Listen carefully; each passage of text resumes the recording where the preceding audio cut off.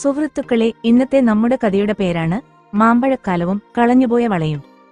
ഇത് അപ്പു, കണ്ണൻ, മീനു എന്നിവരുടെ കഥയാണ്. അപ്പൊ നമുക്ക് കഥയിലേക്ക് പോകാം. നാട്ടിലെ മാവായ മാവുകളിലെല്ലാം നിറയെ മാങ്ങകൾ കായ്ച്ചു നിൽക്കുന്ന ഒരു കാലം. വേനൽ അവധിക്കായി സ്കൂൾ അടച്ചതോടെ അപ്പുവും മീനുവും കണ്ണനും അവരുടെ കൂട്ടുകാരുമെല്ലാം സന്തോഷത്തിലായി. അപ്പുവിന്റെ വീടിന്റെ അടുത്തുള്ള മാവാണ് അവരുടെ പ്രധാന വിനോദകേന്ദ്രം. രാവിലെ ഉണർന്നെണീറ്റാൽ അവരുടെ ആദ്യത്തെ പണിമാവിൽ കല്ലെറിയലാണ്. പഴുത്ത മാങ്ങകൾ താഴെ വീഴുമ്പോൾ അവർ ചിരിച്ചും കളിച്ചും അത് പെറുക്കിയെടുക്കും. ഓരോ മാങ്ങയും അവർ പങ്കിട്ട് കഴിച്ചു. ഒരു ദിവസം കളിക്കുന്നതിനിടയിൽ മീനുവിന്റെ കയ്യിലെ സ്വർണ്ണവള കാണാതായി. അത് അവളുടെ അമ്മയുടെ സമ്മാനമായിരുന്നു. വള കാണാതായതിൽ മീനു വളരെയധികം സങ്കടപ്പെട്ടു. അപ്പുവും കണ്ണനും അവളെ ആശ്വസിപ്പിക്കാൻ ശ്രമിച്ചു.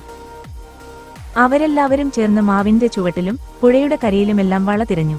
പക്ഷേ വള കണ്ടുകിട്ടിയില്ല. അവരുടെ സന്തോഷം കുറഞ്ഞു.